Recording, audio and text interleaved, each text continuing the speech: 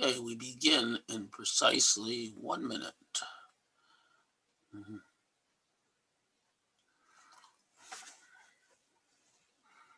Mm. Okay.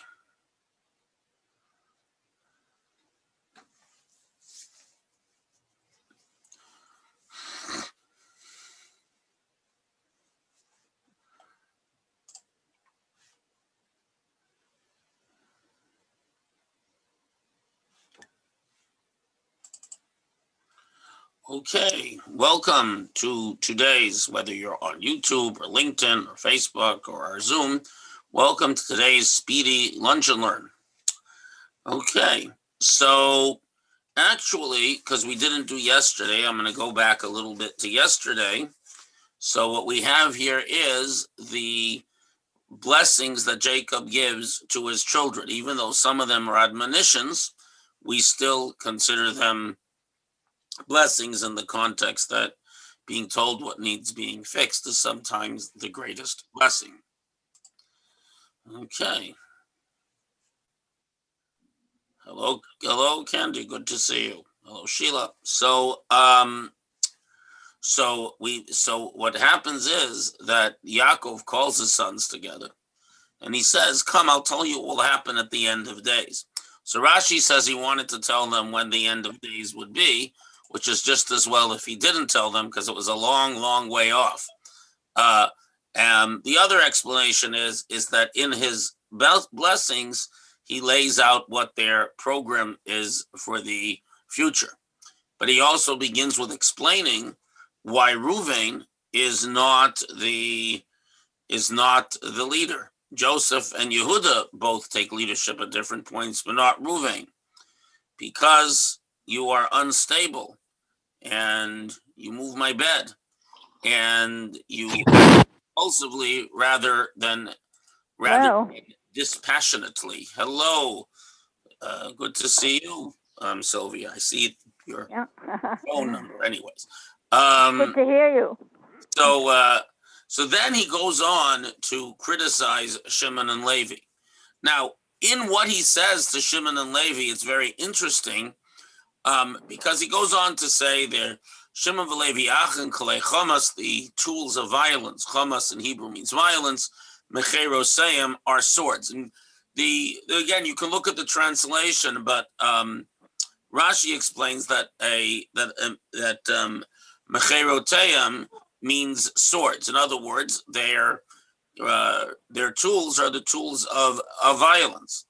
Let my person not be included in their council, because in their anger they slayed a man, and in Ritzonam, says when they're pleased, really Ritzonam, and in their uh, in their willfulness, Ikru Shor, they uprooted an ox, and what that means to say is, according to Rashi and the Midrash, that's a reference to Joseph, who was later compared to an ox. In other words, they sought to kill Joseph, but in the end, cooler heads prevailed. Uh, and then he goes on to say, and they slew a man is referring to Shechem.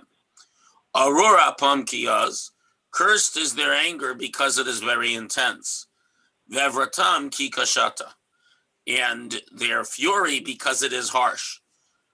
Therefore, I'll divide them in Jacob and scatter them in Israel. So there's a lot of interesting points here because usually we pass over a discussion of Shimon and Levi to talk about the other brothers who get praise and blessing. But in truth, there's some very interesting things. One is he says, "Cursed is their anger." In other words, he doesn't curse them; he curses their anger. An important lesson that we don't identify the behavior with the person because usually the person is capable of changing their behavior. Secondly, uh, he says, so I'll divide them among Jacob and I'll scatter them in Israel. So the Midrash says that the Levites and the Kohanim and the Levium are scattered all over Israel because they were given 42 cities. The Levites And the Kohanim have to travel from place to place because God gives them a portion. Everyone has to give them a tithe, a portion. The Levites get a tithe, the Kohen get truma, but they have to travel around asking for their handout. So they're all over the place. What do they do the rest of the time when they're not in the temple? So it says that they were teachers. The same thing Shimon, the tribe of Shimon, was given a portion of land, but in the Neged, in the southern portion of Judah, and it wasn't terribly productive land. So the tribe of Shimon, a lot of them were itinerant scribes and teachers. So the Levites would also be teachers, and they would deal with ritual matters. There would be the scribes and the shoftim. So the very interesting question. You say that these people have bad character traits. Their anger, their fury. So therefore, what do? You scatter them among Israel to make sure that every Jewish child is taught by a member of Shimon or Levi. If you don't like their character, why do you make them the teachers who are the preponderance of Jewish children are going to be taught by these people, by members of this tribe? So I think there's an incredibly important lesson here. And that is, you notice he curses their anger. What does he say when they slay the city of Shechem? We talked already extensively in an earlier Parsha class about why they did it. He says, you're going to make things difficult for me. We're only a few, and the people will think we're trying to conquer the land already. They knew of the promise to Abraham. They'll come and destroy us. He didn't say out and out. He cursed their anger, you'll note. He curses their impetuousness. They're not consulting with him earlier. He doesn't say what they did was out and out wrong. Because the fact that the men of Shechem condoned what Shechem did to Dinah makes them guilty by association. By not protesting against evil, you become part of evil. We've talked about this in the past. What I want to dwell on is that the problem with Shimon and Levi in this regard is they're too intense. Yes, in principle, they were right. Practically, they should have consulted with Jacob and their brothers. And practically, this wasn't the time to punish Shem in the way that they did. It wasn't the right time. And it wasn't necessarily the right choice or the right example. And maybe some forbearance would have been called for. But the fundamental justice of what they did is never challenged here and never challenged earlier in the text. Why? Because they stood up for what was right. They stood up for the idea that just because someone's a stranger and a girl, she shouldn't be prey to whatever people want to do under her. There's justice in the world. And people have to call their leaders to justice. And if they don't, they deserve the same fate as their leader. But it wasn't the time, and they didn't consult, and they overdid it. They were too intense, too caught up on the ideals of justice and not looking at the practicalities and not consulting with their father. That's really their crime. So you know what? We make all kinds of accommodations with reality.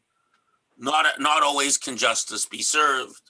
Not always can we do what would be the ideal behavior. Say, if a person, there's all kinds of rules. If a person is ill, they don't have to do this mitzvah. They don't have to do that mitzvah. There are mitzvot we can't do because we don't live in the land of Israel. There are situations in which we can't daven because we have something else we need to do. The world is full of situations where we cannot do the ideal that we're asked. Then very often we don't have the power to do the ideal. But when you teach children, you teach them the ideal. You teach them the greatest intensity. Life will force them to accept leniencies and to make compromises, but let them know what is true and what is right. Then the Torah itself recognizes reality. But the fundamental essence of what's true, what's good, what is kind, what is fair, what is right, what is holy, that you should teach to a child in an unadulterated fashion. Maybe Shimon and Levi are not the people to have the leadership in the real world, but you want them teaching your children. You want your children to receive a fundamental, unadulterated sense of the purity of what is right and what is wrong and what is fair and what is generous and what is holy and so on. Life will force the compromises. In the old houses in Russia, they used to, a big part of the kitchen, the main room where everyone, slept in the winter, was taken up by a big tile stove. You filled it with wood at night, and it would get very hot. And in the morning, the stone and tile absorbed so much heat it would still be warm in the morning, because no one wants to stay up all night feeding a fire. It's the same thing with educating the young. If you give them true intensity, true uncompromising intensity when they're young, so even as they get older and life cools them down, there'll still be enough warmth to get them through life in a half-decent fashion. So yes, I'll divide them up. It's like pepper. Take a tablespoon of pepper in your mouth, you'll cough and turn red. Put it in the chicken soup, that's good. You gotta spread it. In other words, yes, I'll divide them up, he says. They're too intense. The kind of uncompromising commitment to what's right at the expense of reality, at the expense of other concerns, they can't be the leaders, but they must be the teachers. Let the children know what is true and what is right and what is fair. Take that spice and sprinkle it. So in the division and in the statement of the Midrash that teachers and scribes and itinerant educators and so on come from Shimon and Levi, because those are the people you want. There's enough opportunities where life demands imperfection. Let the children understand what perfection is. So in this criticism lies, as if it were, folded in a hidden blessing.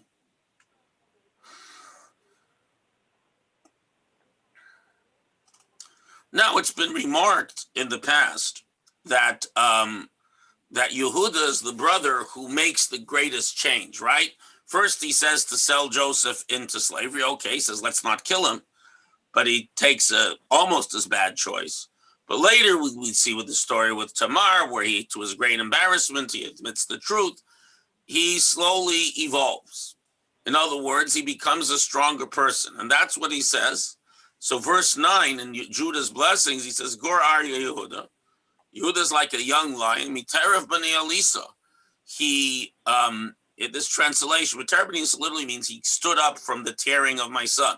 In other words, he convinced the brothers not to kill Joseph, but he also grew. His behavior vis-a-vis Tamar was far superior. And in the end, he took responsibility for Benjamin and was willing to put his life on the line. So he says you've grown. In other words, one of the most important characteristics of a leader and why Judah is ultimately the ancestor of the kings is the ability to grow, to acknowledge one's failures and to learn from them, and to understand that that by telling the truth and by acknowledging one's shortcomings, you grow. And there's no limits, no matter where a person begins, there's no limits to how they can grow. So who can surpass him is the correct translation, as the lion. So he begins as a cub and grows into the lion. And therefore the scepter shall not depart from Yehuda, because both, even in exile, the heads of the Babylonian Jewish community were descendants of Judah, until such time, ad ki yavo Shiloh, until that which is his, referring to God, referring to the final redemption, will come, and to him will gather nations, because ultimately, at the end of days, all the nations will gather to and come up to the temple, to the Beit HaMikdash in Jerusalem, which will become a universal gathering place in peace and harmony of all of humanity with God. So Jacob here is spanning the full scope, the full arc of history. He ties his donkey to a vine. The simple meaning is Judah's land produced excellent grapes and excellent vines, so he had a great deal of wine. Another concept over here is that a grape itself is pleasant to eat, but doesn't demonstrate the true complexity and beauty potentially of the wine within it. And it takes a great deal of effort. You have to crush the grapes, you have to ferment them. There's a lot you have to do for wine to work. It's incredibly complex. So what it's saying here is that Judah's greatness comes through a lot of effort, through a lot of crushing, through a lot of change, and that's his effort. Okay, and we have exactly 1 minute left. Any questions on today's discussion? I can't see if anyone else has a question. Anyone? Okay, I think you're up, Sheila. I mean, no, I'm sorry, Sylvia. Sylvia. You're up, Sylvia. Yeah. So my question is, when you refer to Shimon and Levi as being the teachers and so forth, are you talking about specifically these men? No, they're descendants. They're descendants, Julius. They're descendants. Jacob is talking about the tribes as they become nations, Sylvia, much later. Right, so the whole tribe takes on the characteristics of what the original Shimon and Levi to some extent. In other words, to some extent, both spiritually and genetically, they have some of these characteristics, like you see with certain families that large extended families. Nevertheless, you'll see the members of that family share certain characteristics. So the idea is that each of the tribes has a mission, and each of the tribes has a character that can be used both for good or the opposite. And so we're acknowledging the shortcomings of the Shimon and Levi character, but acknowledging the benefits. That this is the idea that, just as the Jewish people in general have certain characteristics that suit them for their mission, so too with each of the tribes. All right. Thank you. Yeah, but we're talking about the future. When he's taught at one. Let's be fair. At one level, he's criticizing and blessing them for the present. But at a deeper level, like when he says, "I'll divide them up," there's only one Shimon and one Levi, so that's clearly talking about the future. Oh. Okay. Okay. Well, great to see you all tomorrow. Thank you. If you'd like to come or whatever. We have. There's also tonight. We'll be looking at the big idea. We'll be beginning a series actually on dreams in Judaism from multiple perspectives. So we'll go from there. Okay. Have a very good day, everyone. Thank you. Thank you. Thanks for coming. Thanks for teaching.